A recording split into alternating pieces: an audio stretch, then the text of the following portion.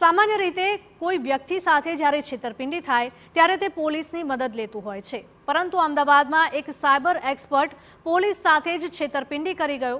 વાત સાંભળીને નવાઈ લાગશે, પરંતુ હકીકત છે।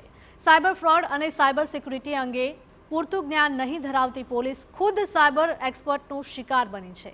30 ડિસેમ્બર 2024ના રોજ દેવેન્દ્ર પટેલે બાતમી આપી હતી કે શહેરમાં એક ગેરકાયદે કોલ સેન્ટર ચાલે છે, જેમાં પોલીસે દરોડા પાડતા લાખો રૂપિયાનો મુદ્દામાલ જપ્ત થયો હતો।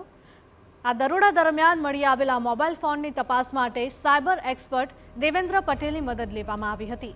આ દરમિયાન સાયબર એક્સપર્ટે મોબાઈલમાંથી 41 લાખ રૂપિયાની રકમની ટ્રાન્સફર કરી લીધી હતી।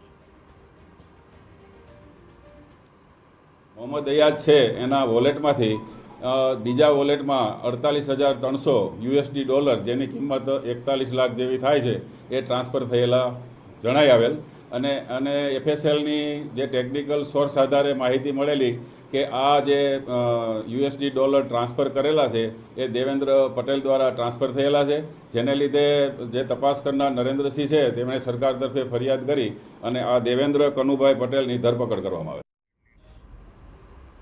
પોલીસે આ અંગે તપાસ હાથ ધરી હતી, જેની તપાસમાં પોલીસને જાણ થઈ હતી કે સાયબર એક્સપર્ટ દેવેન્દ્ર પટેલે આ રકમ અલગ અલગ ખાતામાં ટ્રાન્સફર કરી લીધી છે અને બાદમાં આંગળીયા થકી રોકડ મેળવીને અલગ અલગ જગ્યા ઉપર રોકાણ કરી નાખ્યું હતું।